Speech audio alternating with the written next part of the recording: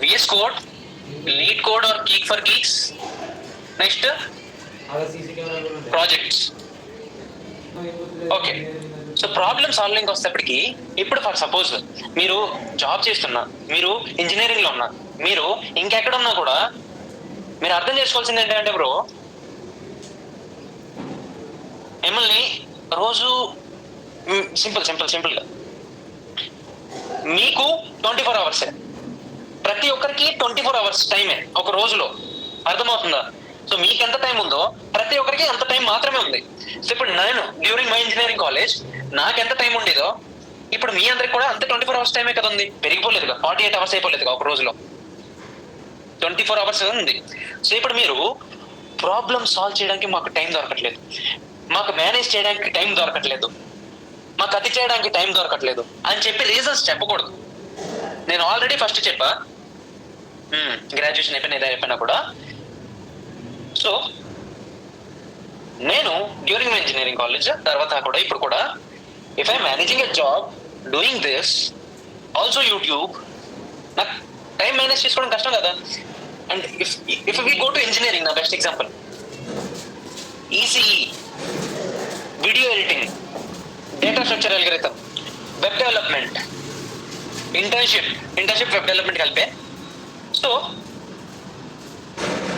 Okay, so ఇన్ని కలిపి చేసేవాడిని కాబట్టి మీరు ఎంత టైం తీసుకోకూడదు, ఓకేనా? అంటే చెప్పకూడదు అన్న టైం దొరకలేదు, టైం మేనేజ్మెంట్ లేదు అని చెప్పేసి. డన్. సో మన ప్రాబ్లమ్ సాల్వింగ్ వస్తేప్పటికి VS Code లో ప్రాబ్లమ్స్ అన్ని సాల్వ్ చేస్తాము. అండ్ అవి ఇన్ క్లాస్లో చెప్పేవి అవి మనకి వస్తాయి తర్వాత క్లాస్ స్టార్ట్ అయిన తర్వాత. Next LeetCode or GeeksforGeeks, ఏదైనా రెండు సాల్వ్ చేయొచ్చు, ఎందుకంటే చెప్పా కదా ఒకసారి ఇక్కడ ఒకసారి అక్కడ. నెక్స్ట్ ప్రాజెక్ట్స్ ఆన్ డిఎస్ఏలో ప్రాజెక్ట్స్, ఎందుకంటే ప్రాజెక్ట్స్ ఆన్ డిఎస్ఏ మాత్రమే కదా, ఏదైనా కూడా ప్రాజెక్ట్స్ అనేవి ఇవి ఇంపార్టెంట్. దీని గురించి మనం ఇంకా డిస్కస్ చేస్తాము. బేసిక్గా ప్రాబ్లమ్ సాల్వింగ్ అనేది మనం ఇది చేస్తాం అనమాట. నెక్స్ట్ టార్గెట్స్ వస్తేప్పటికి, I hope it is visible. Targets వస్తేప్పటికి మనం ప్రాజెక్ట్ అనేది చేయాలి. డ్యూరింగ్ ప్రాజెక్ట్ అంటే ఏంటి అని చెప్పేసి చాలా మంది డౌట్స్ లో ఉంటారు. అది మనం in some live mentorship interaction session లో మనం ఇన్ డెప్త్ డిస్కస్ చేసుకుందాం. నెక్స్ట్ ప్రాజెక్ట్స్ అనేది మనం బిల్డ్ చేయాలి either in web development or machine learning, ఓకేనా?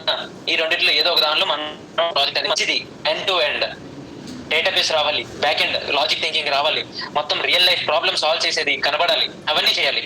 అవన్నీ చేయడంలో అవన్నీ సైడ్ బై సైడ్ ఒక సైడ్ చేస్తూ ఉంటే, ఇప్పుడు ఫర్ సపోజ్ ఇది నీ జాబ్ గోల్.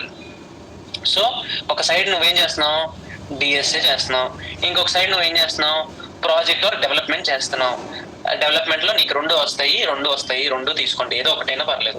సో ఇది వెళ్ళాలి, రెండు సైమల్టేనియస్ గా వెళ్ళాలి, అప్పుడు మనకి జాబ్ వస్తుంది, ఓకేనా? దీని ద్వారా మనం ప్రాబ్లమ్ సాల్వింగ్ అనేది నేర్చుకుంటాం, లాజికల్ థింకింగ్ అనేది నేర్చుకుంటాం. దీని త్రూగా మనం ఓకే దీన్ని రియల్ లైఫ్ లో ఎలా మనం అప్లై చేస్తున్నాము అనేది నేర్చుకుంటాం. ఓకే, విత్ దిస్ ఈ జాబ్ కి మధ్యలో ఒక ఇంటర్న్షిప్ అనేది ఉంటే, ఇంటర్న్షిప్ అనేది జాబే, కాకపోతే you will do in your college life, అంటే without college life also, but it's job అంత డబ్బులు ఇవ్వరు ఇక్కడ. సో ఇంటర్న్షిప్ అనేది నువ్వు మధ్యలో చేస్తే నీకు ఎక్స్పీరియన్స్ అనేది వస్తుంది. ఒక స్టార్ట్అప్ లో చేస్తే నీకు ఎక్కువ ఎక్స్పీరియన్స్ అనేది వస్తుంది. That's what I have followed. And నా లాజికల్ థింకింగ్ అవన్నీ చూసి నాకు అక్కడ ఫుల్ టైం కూడా ఆఫర్ చేశారు. అదంతా మీకు జర్నీ తెలియదేమో, ఇన్ సమ్ వీడియో మనం డిస్కస్ చేద్దాం. So these are our targets.